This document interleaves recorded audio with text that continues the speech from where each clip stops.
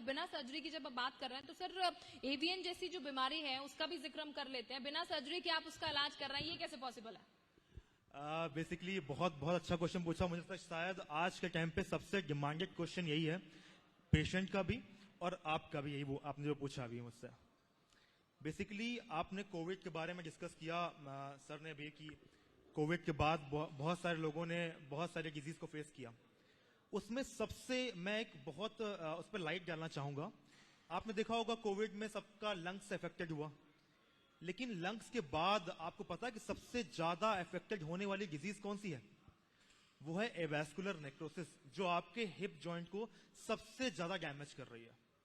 आपने देखा होगा एवास्कुलर नेक्रोसिस ऐसी बीमारी है जिसमें हिप बॉल जो होता है, आपका हिप जॉइंट जो होता है, वो धीरे धीरे कोलैप्स होने लगता है, डैमेज होने लगता है due to lack of blood supply.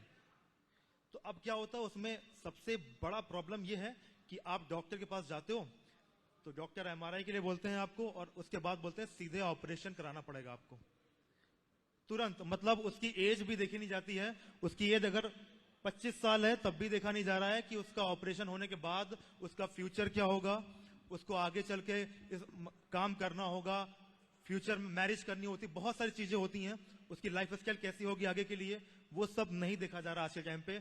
केवल आपको ऑपरेशन कराना, दैट्स इट। अब शिवाय हॉस्पिटल कैसे काम कर पा रहा है? बेसिकली जो डिजीज होती हैं उनमें इम्बैलेंस होता है। जैसे मान लीजिए आप उत्तराखंड की बात करूं, माननीय मुख्यमंत्री जी ने बात करी कि आज से 2013 में एक आपदा आई थी यहाँ पर, तो उसमें बहुत सारी चीजें इधर उधर हुई थी। तो मैंने ये फेस किया, मैंने फील किया इस चीज को कि जब आप किसी नेचर के साथ आप खिलवाड़ करते हैं तो नेचर भी बैकफायर करता है आपके लिए। हमने कुछ गलतियां करी थी तभी ये चीजें हमने फेस करी।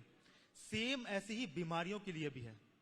मान लीजिए दवाइयां, या आप जो लाइफ स्टाइल आपकी है, या आपने कंटिन्यूअस आप कुछ भी खाते हो, ऑयली स्पाइसी खाते हो, या आप फास्ट फूड जंक फूड बहुत जंक से खा रहे हैं आज के टाइम पे, तो अगर ये चीजें आप नहीं करेंगे तो शायद आपके जो शरीर में दोष होते हैं, वात पित्त कफ, वो बैलेंस रहेंगे और बीमारियां होने का चांसेस बहुत बहुत कम हो जाएंगे।